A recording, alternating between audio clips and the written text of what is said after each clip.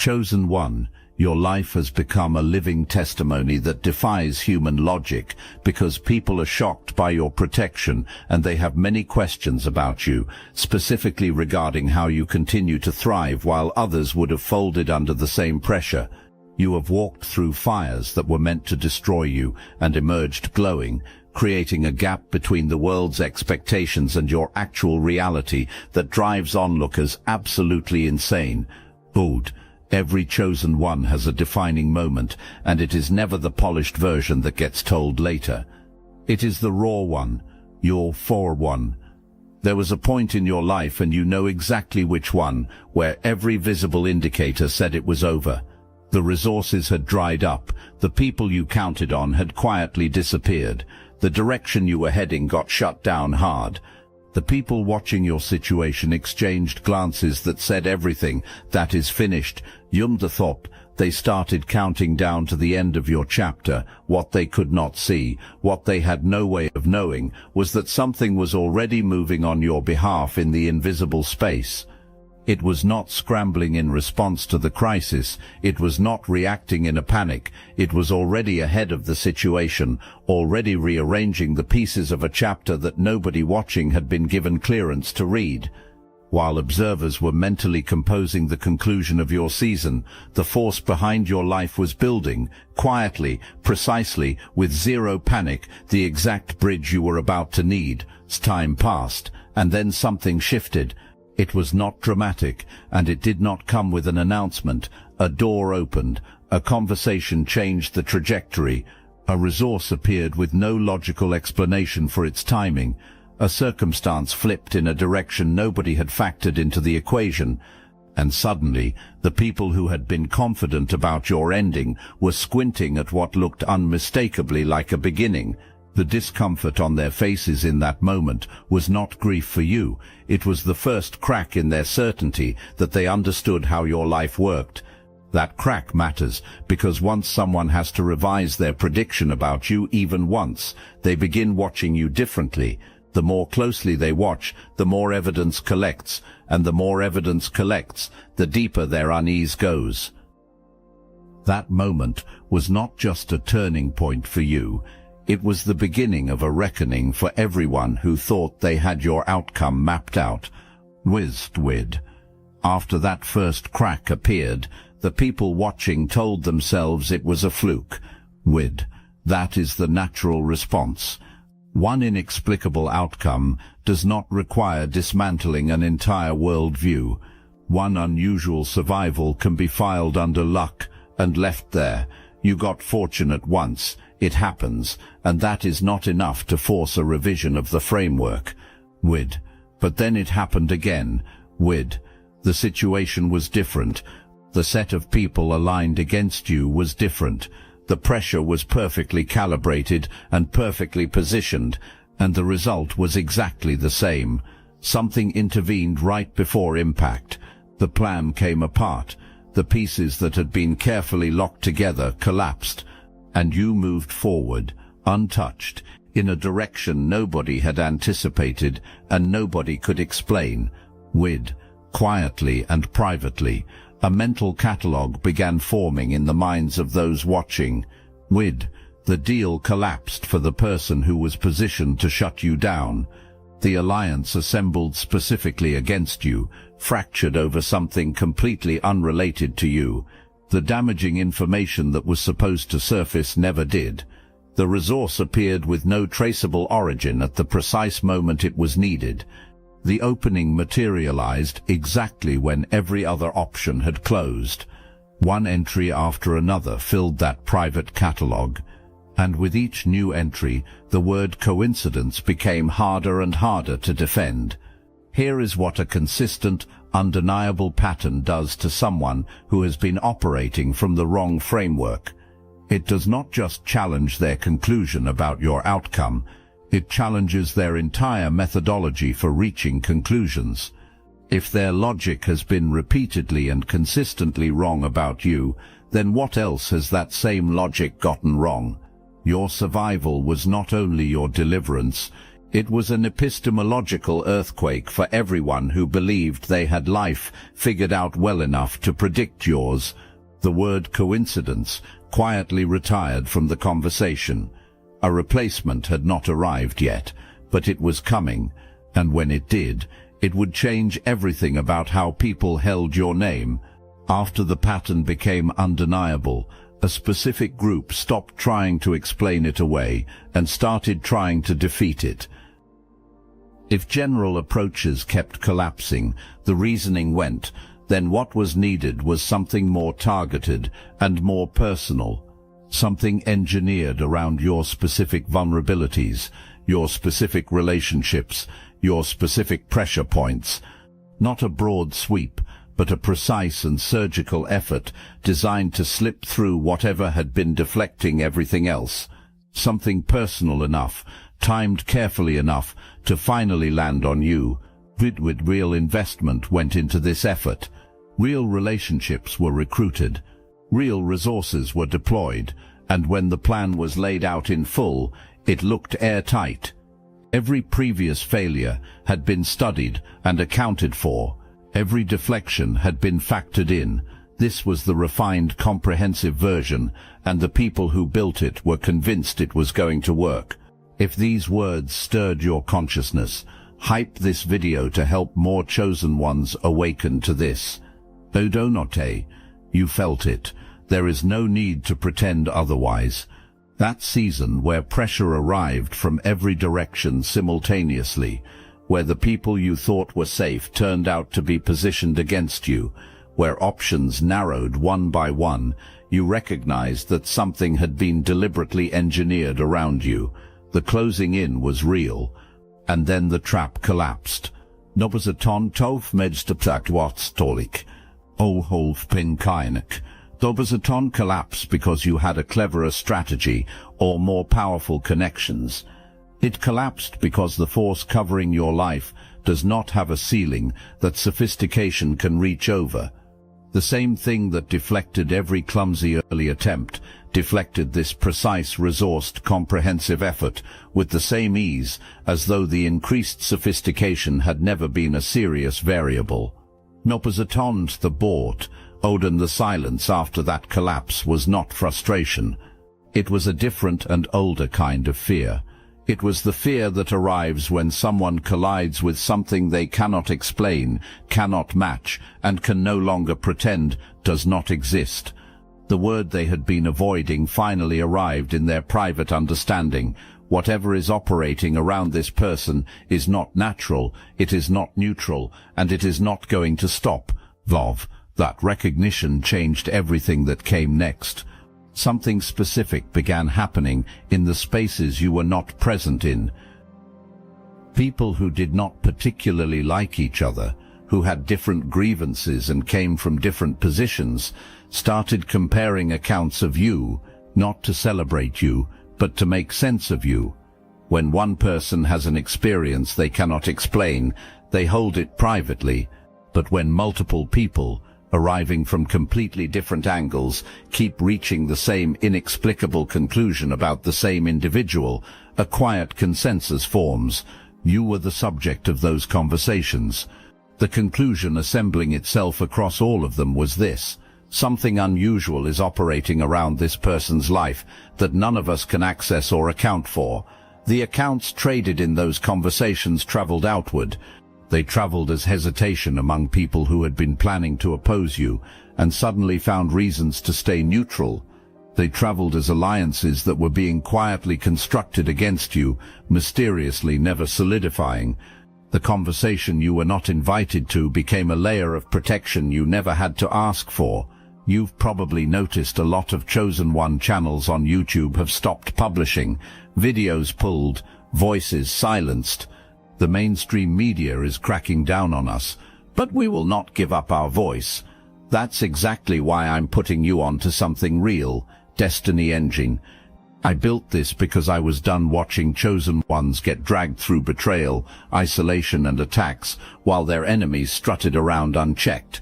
I want to help you accelerate the speed of your divine justice and step fully into your purpose.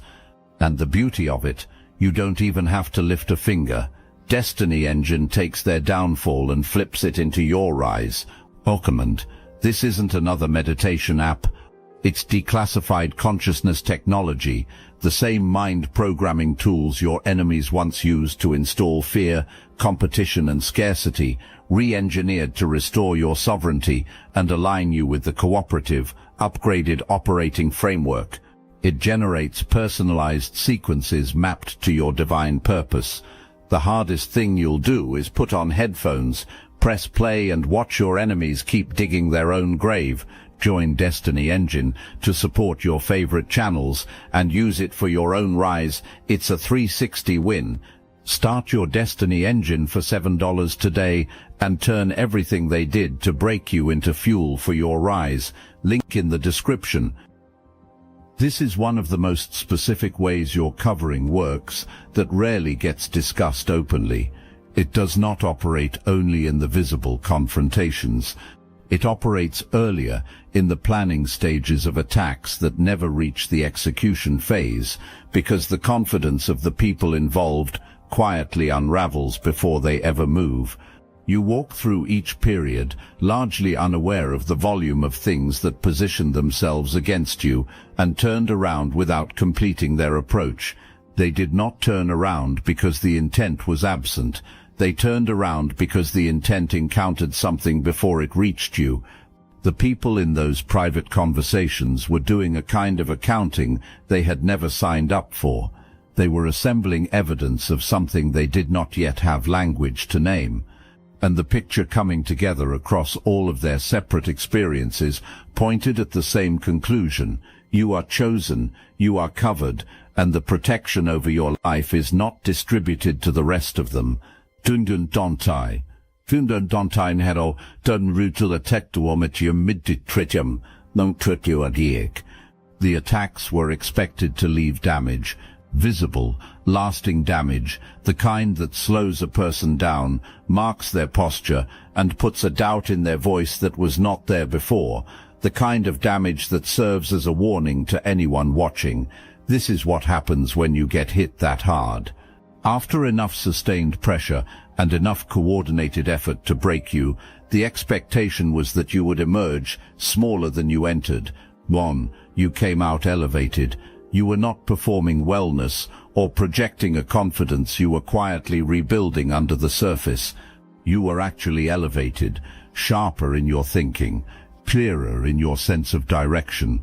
You carried yourself with the kind of authority that only belongs to someone who has walked through the fire and discovered, not theoretically, but in lived experience, that the fire does not have the final word. Every betrayal became a revelation about who was genuinely aligned with your path and who had been performing alignment while waiting for the right moment to redirect their position. Every loss removed something that was never supposed to accompany you into the next phase anyway. The suffering was real, and there is no need to romanticize it. But the output of that suffering was something nobody observing from the outside had the framework to interpret correctly. Here is the part that broke their sense of control permanently. The effort poured into your destruction became the raw material of your construction. The resources invested in your downfall became the tuition for your next level. The relationships recruited against you became the revelation that clarified your actual alliances. The architects of your opposition accidentally built the very elevation they had positioned themselves to prevent, and they did not realize it until you were already standing at the height they had tried to block. That specific reversal is not something human strategy produces on its own. That is something higher. Pain transmuted into promotion, opposition transmuted into advancement, and the people who generated the pain became, without intending to, the architects of the outcome they had most worked against. By the time the evidence had accumulated to this point, the word luck had become genuinely impossible to sustain. Luck is random. Luck does not produce consistent patterns across multiple situations involving different people with different resources and different approaches. Luck does not intercept precisely timed, carefully resourced efforts. Luck does not flip attacks into promotions with the kind of consistent accuracy that had been on display across your life. Luck runs dry. Lucky periods end. Lucky outcomes do not carry this level of direction and intentionality. Accepting that what covered your life was not luck meant accepting something that created real discomfort for the people watching. Because if your protection was not random, then it was chosen. If it was not coincidence, then it was intentional. And if it was intentional, then there was a higher authority operating in your situation that had specifically designated you as someone to protect and move forward, regardless of what was assembled against you. That acknowledgement carries a cost for people who have built their lives on the belief that they control their outcomes, because if a higher power chose to cover you, that same power was not extending the same coverage to everyone watching. Sitting with that reality does two things simultaneously. It humbles in a way that was never consented to, and it makes every future move against you feel like something they are not equipped to survive. This is the pivot point of the entire arc you have been living. The emotional temperature around your name shifted from frustration to something older and more primal. It shifted from trying to defeat you to calculating the cost of attempting it. It shifted from treating your protection as a problem to be overcome to recognizing it as a boundary that carries real consequences for the ones who cross it. People will not say any of this to you directly. But in the honest, unguarded moments when your name surfaces among them, someone always says what the rest of the group has been privately thinking. There is something on that person's life, and pushing against it has a known and consistent cost. Will people that taftri geotimant pordek? Will people that pordek? Will people that tostran from we trio tauth? Will people that come to it thou forgy? To welcome to spound holes petvum, top witchuit, Pachikin poredzon, Pobunk popio, end of finalers, Tom bunk to Maudik, po people the quantobon, and of the tom tel tot the bun grianja topio pija top bunk topio. Given the sustained and resourced campaign specifically designed to damage how others perceive you, given the accounts that were circulated, the half-truths armed with just enough detail to sound credible, the full fabrications dressed in the language of concern, your reputation was targeted with serious and deliberate intent. There were moments when you did not even have the opportunity to respond before the correction arrived on its own. The truth surfaced without your prompting. People who anchored their credibility to the constructed version of you found themselves contradicted by evidence they had not anticipated. Over time, the attack on your name became an inadvertent advertisement for your integrity. When something untrue is spoken about a person who is genuinely covered, the lie does not maintain the shelf life it would hold against someone else.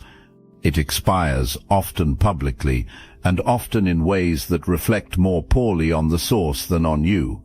Look at who still speaks about you with respect. Now consider who built an identity around the narrative of your supposed collapse. The divergence between those two groups and where each currently stands is not accidental. The people who remained honest about who you are have stayed stable or moved forward. The people who invested in a fiction designed to replace the truth of you have generally found themselves in seasons of unraveling they did not predict. Your reputation carries a resilience your opponents were not accounting for. The covering over your life does not permit permanent branding by things that are not true about you. The mud that sticks on others loses its grip on you. The longer that pattern plays out, the more clearly it signals to anyone watching that something is actively maintaining the integrity of your name at a level no human campaign can compete with. In most situations, a delay exists between the harmful action and the consequence. That delay is what people count on. When someone does something damaging, they trust that the gap between the action and the accountability will be wide enough to regroup, spin a different narrative, and reposition themselves before the truth catches up. That gap is what makes harmful behavior feel manageable to the people engaging in it. It creates the illusion that consequences are distant enough to navigate around when, with you, that gap did not exist. When someone moved against you, the blowback arrived sharply and publicly, with a precision that removed all reasonable doubt about the connection between what was done and what followed. The lie told about you did not wait a season to be exposed. The trap constructed around your circumstances collapsed quickly enough that the person who built it was left more damaged by the failed attempt than they would have been by never engaging at all. The alliance formed with the specific purpose of limiting you fell apart in ways visible enough to register with everyone watching. The speed of those outcomes delivered a specific message that no one watching your life needed to decode. You are actively protected. The protection responds, and it does not operate on a timeline that gives wrongdoers space to reposition before accountability arrives. That awareness changed the calculation for everyone who had been operating from a sense of impunity around you. The strategy of moving against someone and then managing the aftermath assumes there is an aftermath window. There was no window with you. There was the action, and almost immediately the consequence. Once that became the established pattern, the boldness that had once characterized the opposition became something measurably quieter and considerably more cautious. Of all the specific things that unsettled the people watching your life, this one operated at the deepest level. When the pressure mounted, when the coordinated noise escalated, when everything in your situation looked like it was approaching a point of no return, the expected human response is visible, unraveling. Most people, in the situations you navigated, would have looked like someone being consumed by what was coming at them. They would have scrambled, grasped at anything stable, and matched the energy of the crisis with the kind of distress that confirms to everyone watching that the threat is landing. You were not frozen.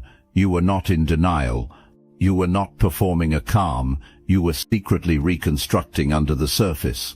You were genuinely, rootedly, unshakably still. You moved with deliberate pace. You spoke from a place of settled certainty. You carried yourself with the posture of someone who was not rattled by the outcome because they already held a truth about how it resolved. That stillness did more damage to the confidence of your opposition than any direct confrontation would have. Composure in the middle of escalating pressure only comes from one of two places: not understanding the gravity of what is happening, or carrying a certainty that goes deeper than circumstances. You clearly understood the gravity, which left only the second explanation. You had access to something they did not, a settled knowing about the covering over your life that made genuine fear functionally unavailable to you in those moments. To you, your peace became its own form of testimony. Without a single word about what you carried, your posture announced it. Every time you entered a situation where people expected to find you rattled and found you instead settled and unhurried, the evidence of your protection grew louder. The conclusion forming in the minds of people who had watched long enough was unavoidable. You are not sustained by whether circumstances cooperate, and the source of your stability is not affected by what anyone does. That conclusion is far more destabilizing to opposition than any direct retaliation would ever be. People arrived at their confrontations with you carrying confidence. They had assessed the situation, identified the leverage, and built what they believed was a decisive advantage. The anticipated outcome was clear in their minds. You reduced, them elevated. Time revealed a different result entirely. Instead of celebrating, they found themselves managing losses they had not brought into the situation. Their credibility quietly eroded. Relationships fractured in ways that had nothing obvious to do with the confrontation itself. Opportunities that had been in motion before the encounter somehow dried up after it. Stability in areas of their life that had no visible connection to what they had done began shifting in uncomfortable directions, and through all of it you were moving forward, lighter and unburdened by the damage they had intended to leave on you, and did not scheme a countermove. You did not match their energy or construct a parallel attack. The act of targeting you set something in motion that did not require your management. The force that covers your life is not passive. It does not simply absorb impact. It redirects. What arrives at you with intent to damage does not disappear into nothing. It returns to its origin, carrying the full weight of what was intended, and that returning is not something you orchestrated. It is simply the operating architecture of a protection built for someone who was not designed to be stopped by anything assembled at the human level. The detail that dissolved their pride most completely was this: they could not point to anything you had done as the source of what landed on them. You had not retaliated in any traceable way, which meant the only available explanation was the one they least wanted to accept. The invisible force they had provoked by coming at you had responded, and the response was not proportional. It was conclusive. The season where your support thinned and the belonging felt distant looked from the outside like a strategic success for everyone who wanted you diminished. They understood what isolation does to most people: remove the external validation, thin out the community, eliminate the affirmation that most people run on. The result is predictable. The person begins to shrink, begins to doubt, and begins to compromise who they are in exchange for feeling included again. They go quiet. The isolation does its intended job. Podio. Everyone waiting for that version of you waited a long time. What they failed to account for was the supply line that has always sustained you. You carry a source of nourishment that does not root through other people's approval. You hold a connection to something that does not require a crowd to operate, does not depend on external validation to stay active, and does not thin out when relationships do. That supply line was not visible to the people watching from the outside. But when everything external was stripped away, it did not shrink. It expanded, because it finally had the space that all the noise had been filling. The silence that was designed to break you became the sharpest season of your development. Stripped of distraction, you heard the direction you were supposed to move in with a clarity that the presence of the crowd had been obscuring. The things you were called to do, the version of yourself you were being shaped into, the depth of certainty you now carry about your purpose, all of it came into focus during the very period that was supposed to silence you permanently. What? You did not come out of that isolation depleted. You emerged refined, and the version of you that walked out of that season carried something that visibly distinguished you from the person who entered it. The people who engineered the separation had handed you the exact conditions your development required. They gave you the quiet, and in the quiet you found out what you were actually made of. You have been in proximity to things that permanently claimed other people, and there is no need to pretend otherwise. You have moved through environments that consumed others without returning them. You have stood close to edges where a fall looked almost inevitable. You have felt the pull of patterns and cycles and invitations that did not have good outcomes on the other side of accepting them. By every reasonable measure, given the same proximity and the same human vulnerabilities, the same outcome should have been yours. And yet, every time, right before the point of no return, something moved on your behalf, and lied always dramatic. It was often quiet, a shift in circumstance at an uncanny moment, a clarity that cut through the fog with precision right when it was most needed. An interruption that arrived from a direction nobody was watching and redirected what had been building toward something irreversible. The pattern held. Darkness could get close to you, but it could not keep what it temporarily touched. What unnerved the people watching most was what you looked like after those encounters. They expected visible evidence of damage.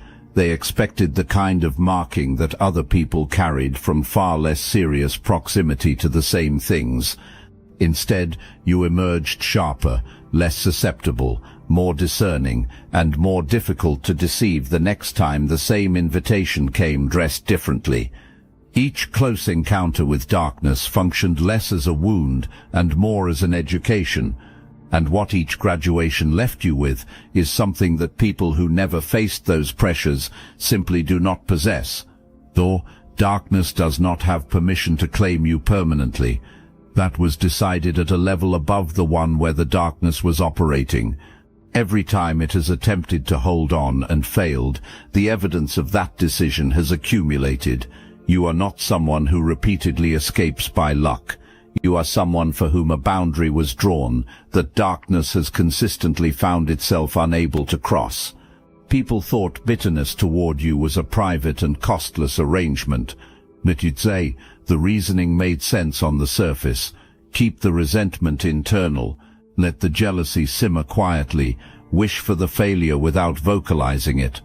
The envy stays hidden. Nobody knows. And the person holding it pays nothing for the position.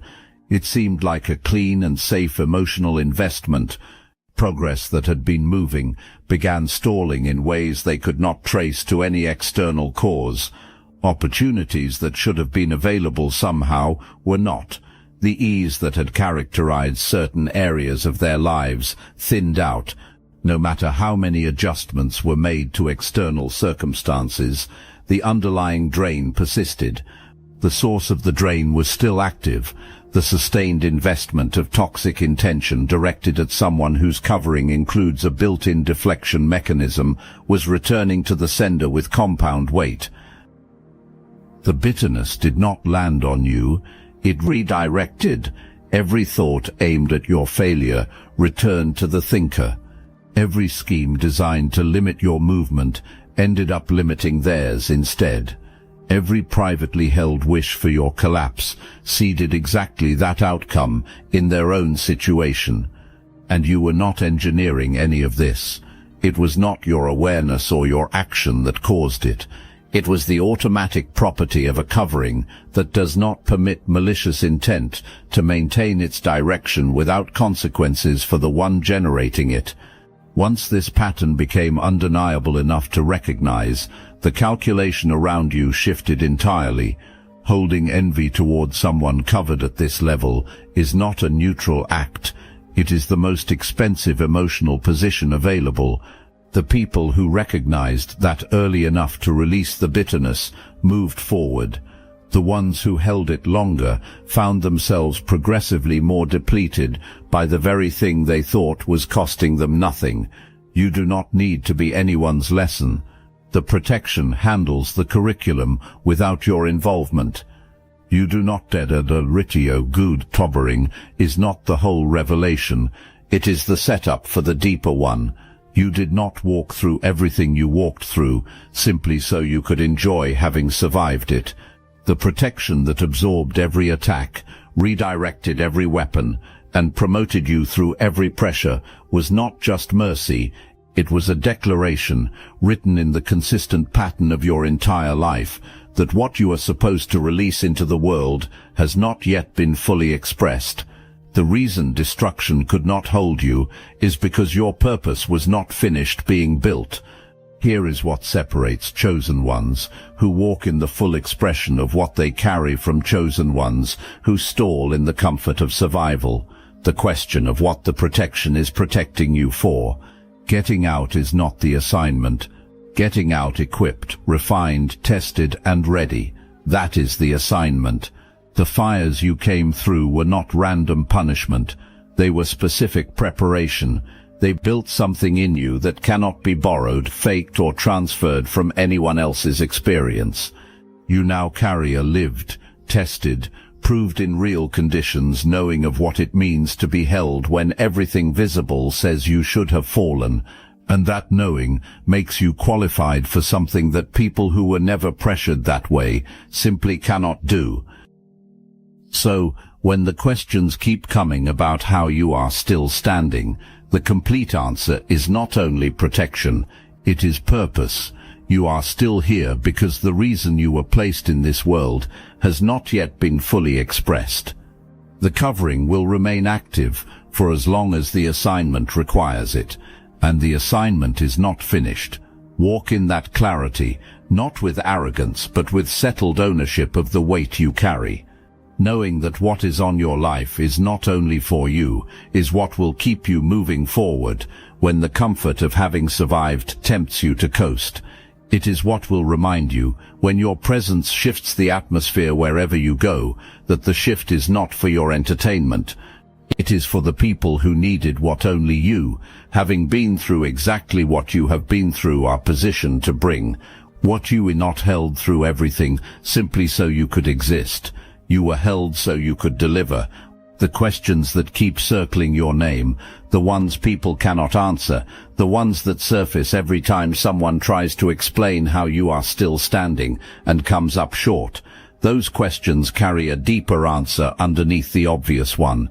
The obvious answer is the covering. The deeper answer is the purpose. The covering was assigned to protect. You do not have a category in their framework. That is the source of every conversation about you that never reaches a satisfying conclusion. Their predictions about your ceiling keep being contradicted by the ground you are currently standing on, which is already higher than their ceiling was supposed to allow. Every revised theory they build to account for you gets broken by the next outcome your life produces. And it will keep happening, because the covering is not seasonal, it is not circumstantial, and it is not tied to your performance or your perfection. It is tied to a decision that was made before you understood what it meant. Their confusion is not a problem for you to solve. It is a signal. The stare is not pressure on you. It is a response to the force operating through your life. And that force is so far outside the range of what is ordinarily accessible that the only honest response for anyone genuinely watching what you have walked through is to keep staring and keep asking questions they cannot answer. You do not have to explain it. You could not explain it completely, even if you tried, because the explanation operates at a level above this world's working vocabulary. What you can do is what you have always done. Keep walking. Keep showing up as exactly what you are. Keep moving through the pressures that are not permitted to stop you. Keep rising through the attempts to diminish you, and keep offering the overflow of what you carry to the people near you who are encountering something they cannot name but can feel the moment you arrive. Your silence answers questions people did not even know they were asking. Your posture preaches something your words have not yet been required to say. The settled, unhurried, unafraid way you move through this world communicates one irrefutable truth to everyone who has been watching long enough to understand the weight behind it.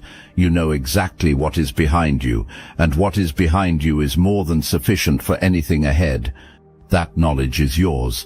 It cannot be copied, borrowed, or removed. The people who tried to imitate what you carry found it did not transfer. The ones who tried to dismantle it found it did not weaken.